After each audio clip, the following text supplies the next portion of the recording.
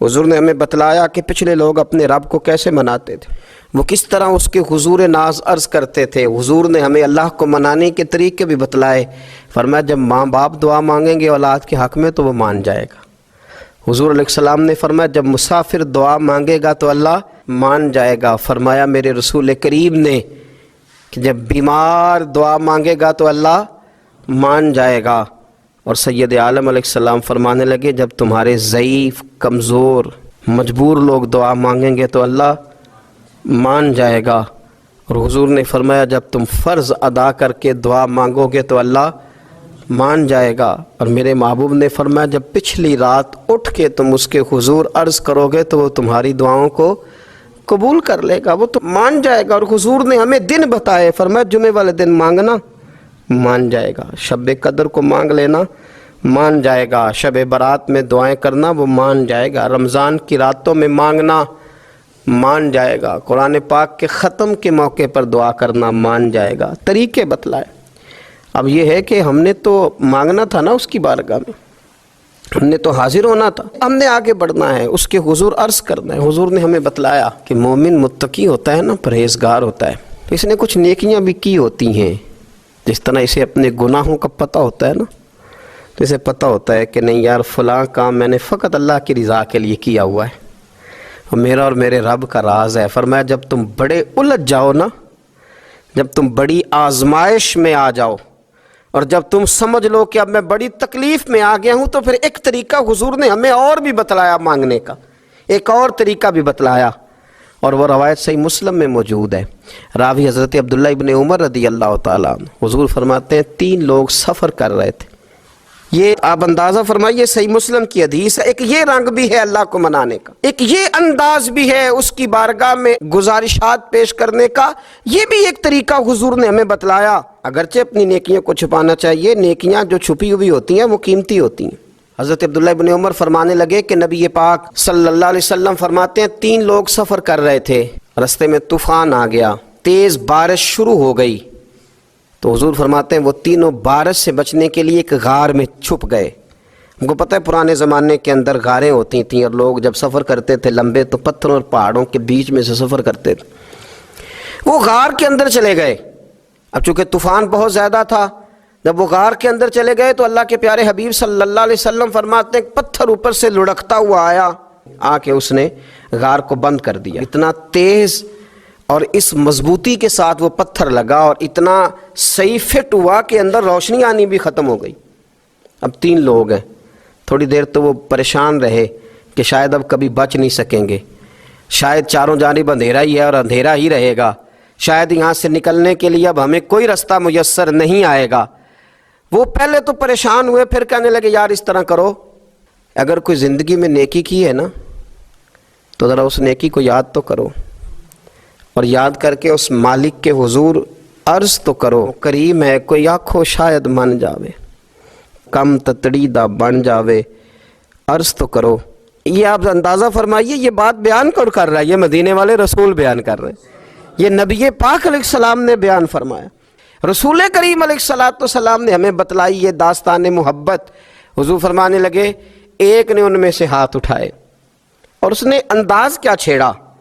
عرض کرنے لگا اللہ تو جانتا ہے نا میں نے بکریاں رکھی ہیں، میں غریب ہوں، مزدور ہوں، اور مالک تو یہ بھی جانتا ہے کہ میرے بچے بھی ہیں، بیوی بھی ہے، پر میں جب بھی گھر لوٹا ہوں تو دودھ میں نے بچوں اور بیوی کو پہلے نہیں دیا، بوڑھے ماں باپ کو پہلے دیا۔ وہ غار میں تنہا بیٹھے ہیں اور اپنے مالک کو منا رہے ہیں، عرض کرتے ہیں اللہ تجھے یاد ہے نا ایک رات جب میں بڑی دیر سے لوٹا تھا، لکڑیاں کاٹتے درخت تلاش کرتے مجھے دیر ہو گئی، میں دیر سے لوٹا تھا، نیت یہ کر رکھی تھی کہ دودھ سب سے پہلے ماں باپ کو پلاؤں گا، مالک جب میں لوٹا تو وہ بوڑھے تھک کر کے سو گئے تھے، میری بیوی نے مجھے کہا کہ بچوں کو پلا دو، وہ سو گئے، تو میں نے کہا نہیں میرے ذمے ہے ان بوڑھوں کے دل کو ٹھنڈا کرنا، ان سے پیار کرنا۔ اے مالک فجر ہو گئی، آفتاب طلوع ہونے کا وقت آ گیا، پر میں نے ماں باپ کے بیدار ہونے کا انتظار کیا، اے اللہ وہ جب اٹھے تو ان کی آنکھوں میں جو میرے لیے دعا تھی اور ان کے سینوں میں جو میرے لیے کرم تھا، اگر تیری بارگاہ میں وہ نیکی قبول ہے تو مالک پھر رحم فرما، نہ اس مشکل سے آسانی عطا فرما۔ سنو رسول کریم صلی اللہ علیہ وسلم فرماتے ہیں کہ اس بندے کی دعا مکمل ہوئی تو پتھر تھوڑا سا سرک گیا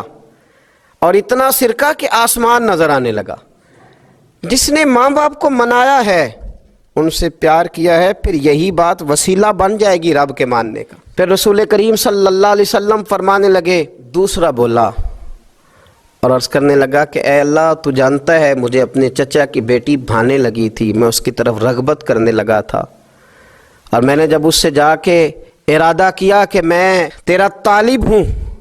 تو اس نے مجھے کہا کہ پہلے 100 دینار لاؤ، تو اللہ میں نے مشقت کر کے 100 دینار جمع کیے، اور جب میں پوری طرح اس پر حاوی ہو گیا وہ میرے قبضے میں آ گئی اور گناہ کا میں نے ارادہ کر لیا، تو اس عورت کے منہ سے ایک جملہ نکلا کہ اللہ سے ڈر، اے مالک وہ میرے قبضے میں تھی،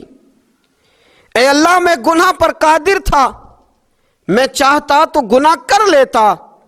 لیکن جب اس نے تیرا نام لے کے کہا نا کہ اللہ سے ڈر،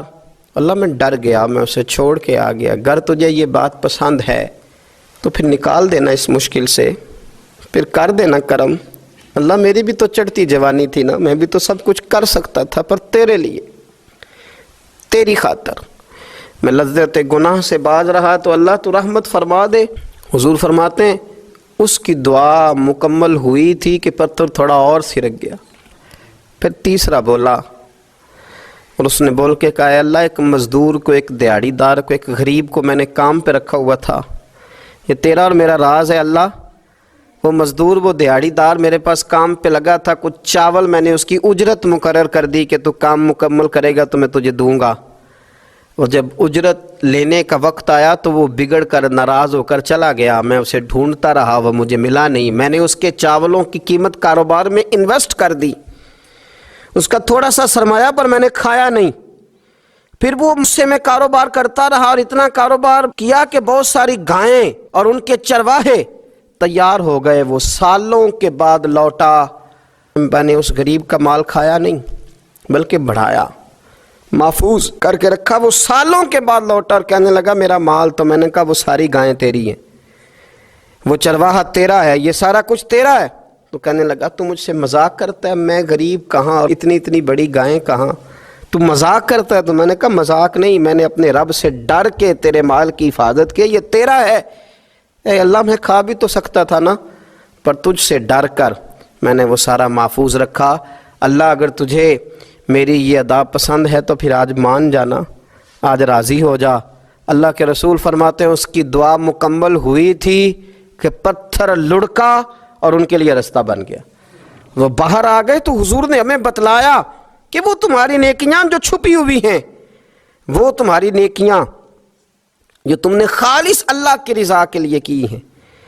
ان نیکیوں، ان اعمال کا وسیلہ بھی تمہارے رب کے ماننے کا ذریعہ بن جائے گا،